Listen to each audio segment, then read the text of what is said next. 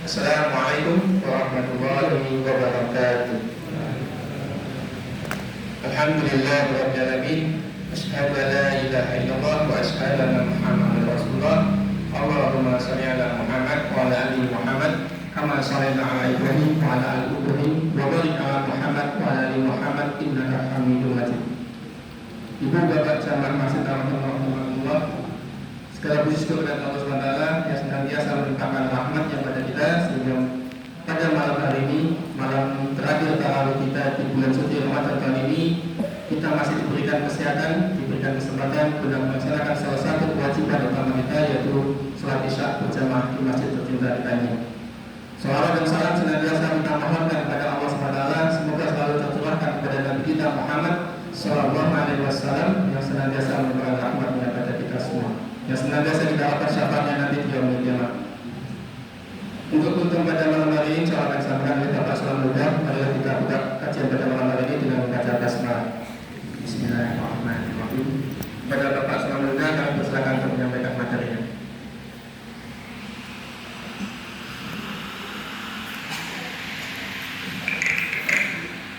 Assalamualaikum warahmatullahi wabarakatuh.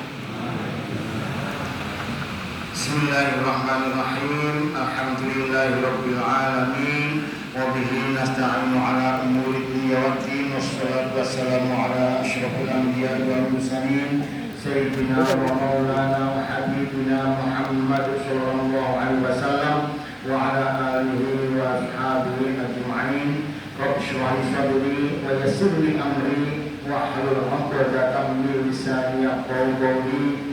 La haula wa la quwwata illa billahil 'aliyyil 'azim. Amma ba'd. Hadirin wa hadirat jamaah salat Isya dan salat tarawih dan zikir di Masjid Ar-Rahim yang dimuliakan Allah.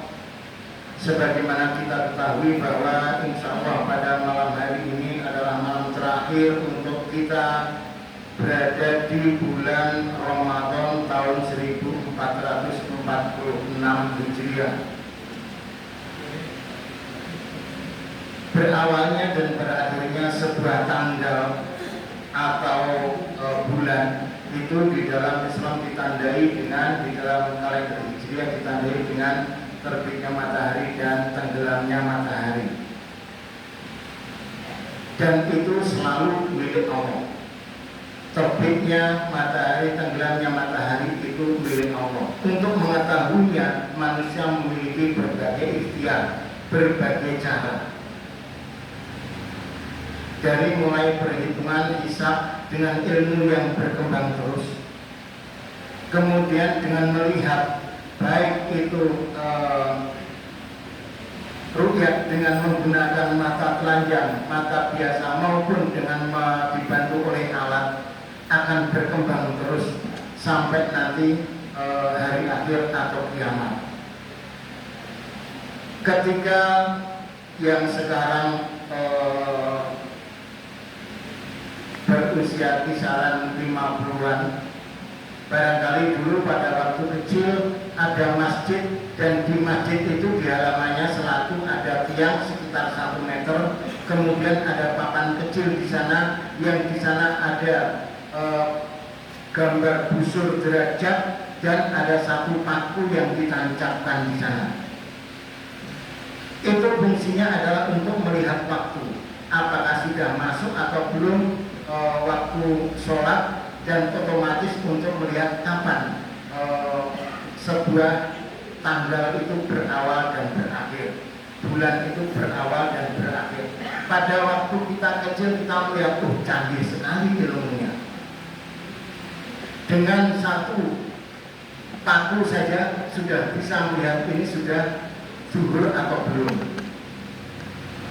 Itu kalau di sekitar masjid.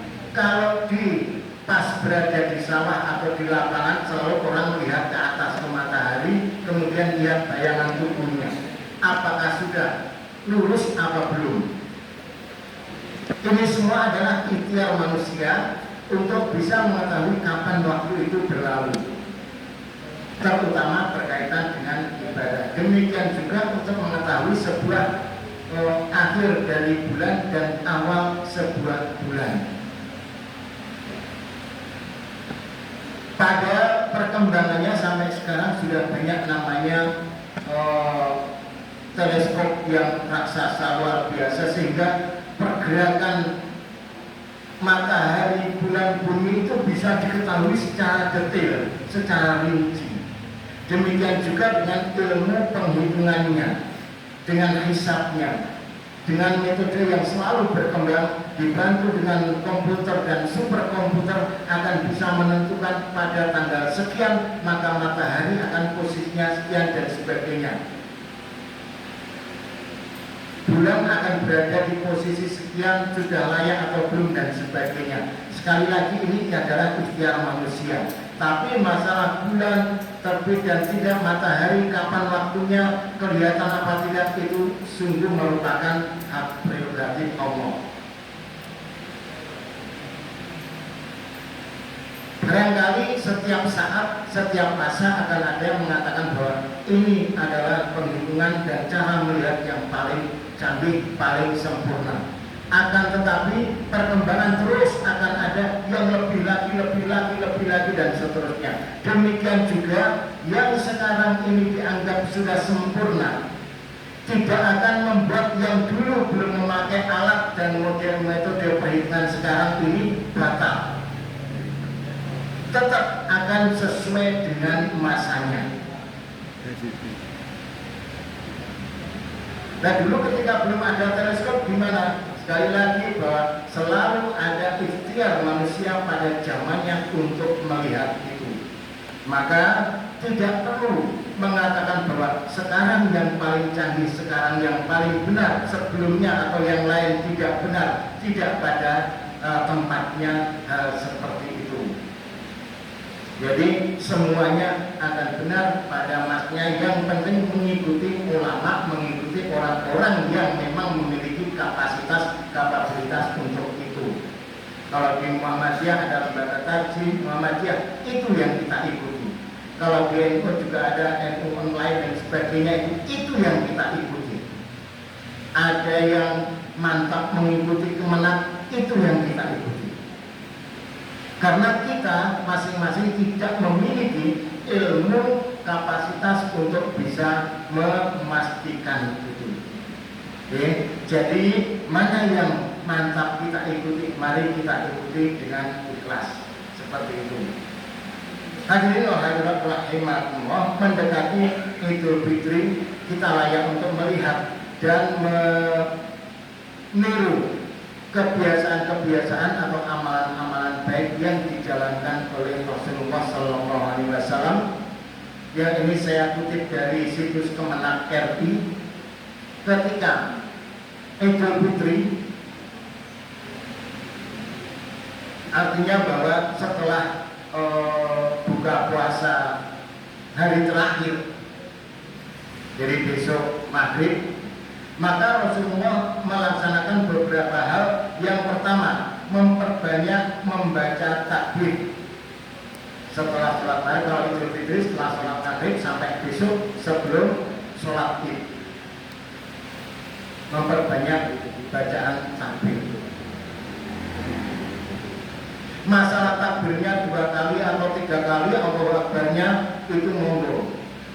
Sekali lagi, kita tidak memiliki kapasitas untuk menelaah itu secara langsung, tapi kita mengikuti mana yang kita anggap itu pas ataupun sesuai dengan kapasitasnya. Ada yang Allah berlailah Allah dan seterusnya, tidak masalah. Yang bermasalah adalah ketika yang lain takbir, dia sibuk nyumet mercon. Itu yang bermasalah.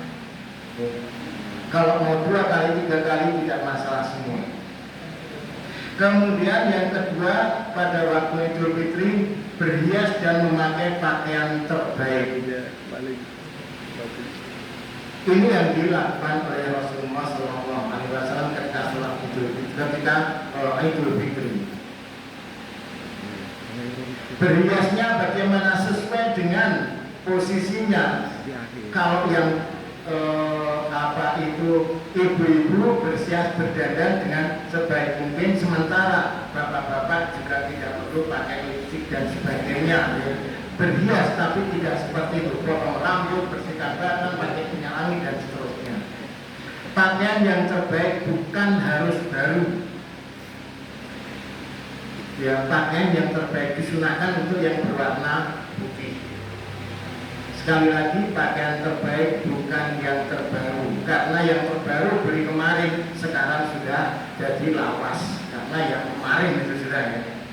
Kecuali kita mau berangkat ambil dari toko, itu baru benar. Jadi yang terbaik. Kemudian makan sebelum berangkat sholat id, makan dulu. Apapun itu, kalau masih ada kurma sisa kemarin, ya ini kurma. Tapi kalau enggak ya jangan rawon dulu lah, jangan opor dulu lah, nanti kekenyangan pas sholat id. Jadi nggak nyaman. Begitu sholat harusnya kita masih ada bagian dari sholat id adalah untuk mendengarkan khotbah, tiba-tiba lari dulu sampai utangnya lorok waken. Ini kita jaga. Yang penting satu, bahwa kita sudah menyatakan bahwa kita tidak puasa pada hari itu karena haram hukumnya puasa. Kemudian yang keempat, melaksanakan sholat Idul Fitri. Sholat Idul Fitri tentu memiliki aturan-aturan sedemikian rupa, persyaratan demikian rupa. Sekali lagi bagi kita, mari kita ikuti mana yang berada di lingkungan kita. Sholat di lapangan, ayo kita di lapangan. Atau sholat di tempat lapang, tidak harus di lapangan tapi di tempat lapang.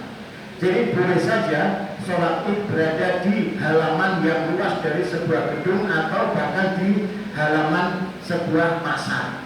Karena kebetulan di sini ada yang berada di lapangan, ada juga yang berada di tanah lapang, yaitu di halaman pasar. Boleh. Apabila terjadi suatu hal yang tidak memungkinkan untuk di lapangan, dilaksanakan di masjid. Pernah juga terjadi beberapa belas tahun yang lalu, karena hujan demikian rupa lapangan tidak memungkinkan sehingga kita sholat id di masjid ini, di masjid bawah. Boleh semuanya. Kemudian mendatangi tempat keramaian. Ini juga pernah dilaksanakan oleh Rasulullah bersama istrinya Siti Aisyah. Bahkan melihat ada perayaan atau kalau di sana kan di perayaan itu ada namanya atraksi pemanah dan sebagainya. Nabi dan istri di sana bahkan saking antusiasnya, istri Nabi sampai kepalanya ditaruh di pundak Rasulullah untuk ngintip, penasaran, delok saking asiknya. Ini sekaligus bagian dari syiar Islam. Kemudian mengunjungi rumah sahabat atau silaturahim di sana untuk saling mendoakan atas kemenangan sampai kepada melewati Ramadan sampai kepada Idul Fitri. Berbagai doa populer seringkali kita dengar, misalkan taqabbalallahu minna wa minkum kullu amin wa antum bi khair. Kemudian banyak hal, bahkan ada dengan kalimat yang bahasa sendiri atau bahasa Indonesia atau bahasa Arab tapi bentukan baru, minal aidin wal faizin misalkan. Jadi ucapan selamat itu juga dilakukan oleh Rasulullah SAW, tidak hanya pada Idul Fitri, tapi juga ketika selesai perang kemudian menang, maka Nabi akan menyampaikan ucapan selamat. Kemudian yang terakhir adalah mendoakan, dan yang terakhir adalah itu tadi memberikan ucapan selamat Idul Fitri dan sebagainya. Bahagia sekali kami bisa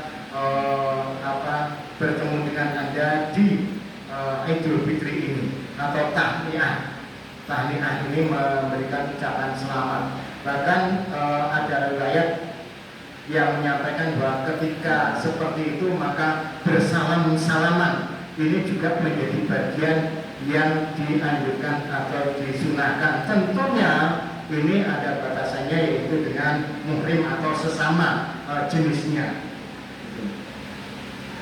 Hal ini insya Allah besok di Idul Fitri Fitri akan kita lakukan di sini. Tapi untuk berkunjung, pesan kami bahwa ketika pulang dari kunjungan ke rumah tetangga atau saudara, pulangnya selalu bawalah kesan, jangan kemudian penilaian. Jebule jerone anu yo, jorok yo. Itu kita hindari, terutama ibu-ibu dan bapak-bapak. Sama aja. Tak kira kan jebule sik jebule jerone wah. Kayaknya ruang tamunya jebule sempit yo. Mau kesubahan ngono-ngono kuwi wae yo. Paling kan bunga THR sama kantor kayak misalkan seperti itu yang kita hindari. Kita keluar dari situ setelah kita meninggalkan doa baik untuk tuan rumah dan memberikan tahniah atau selamat, maka pulang itu dengan kelapangan yang luar biasa. Ini yang amalan yang sering dilakukan oleh Rasulullah SAW ketika Idul Fitri. Kemudian yang terakhir, jamaah rahimahullah, ini sholat tarawih terakhir di tahun ini di Ramadan 1446 Hijriah ini, mari kita manfaatkan sepenuhnya. Barangkali bagi yang lain itu ada hal biasa, tapi yang bergelut sibuk dengan mengisi Ramadan, maka perpisahan dengan Ramadan ini sesuatu yang membuat kita loh gitu. Nanti ketika Idul Fitri pas maghrib pas isya nek wingi rame saiki kok iso akan terasa bagi orang-orang yang selalu bergelut di masjid, di mushola atau di kegiatan Ramadan. Kudune yang memiliki orang sibuk golek sarapan, saya tidak sibuk golek sarapan. Ketika kita pergi biasanya tidak bingung untuk mencari minum mampir di mana. Sekarang ketika tidak Ramadan sibuk turun tekan gone wis bingung golek untuk mampir ning sate ngendi. Ya. Nah, mangan baik. Ramadan ini menjadikan kita untuk tidak semata-mata manusia itu sebagai abdul butun, hamba perut, tidak, tapi banyak hal lain yang perlu kita untuk meningkatkan kualitas kemanusiaan kita sebagai makhluk. Barangkali dari saya cukup itu. Mohon maaf atas salah kurang. Assalamualaikum warahmatullahi wabarakatuh.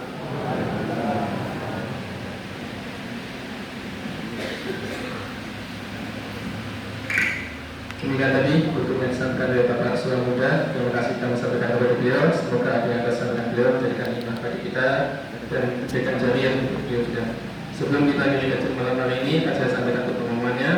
Untuk tutup subuh besok terakhir akan disampaikan oleh Bapak Dwi Mediartono, dan untuk takjil besok sudah tidak ada lagi dan diganti dengan takbiran selepas isya. Kemudian untuk pengumuman selanjutnya dari panitia sholat fitrah sampai dengan malam ini untuk sudah terkumpul berupa beras sebesar sebanyak 1,7 ton. Kemudian zakat mal yang disampaikan yang dititipkan kepada kami sudah terkumpul sebesar 2.100.000.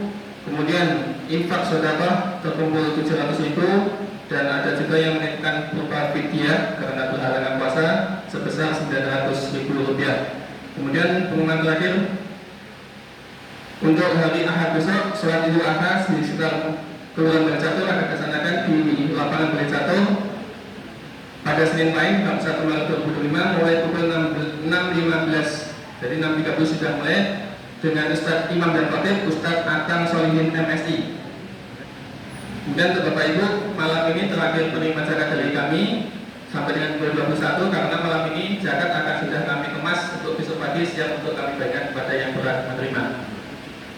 Marilah kita tutup kajian pada malam hari ini dengan membaca hamdalah dan doa kafaratul majelis.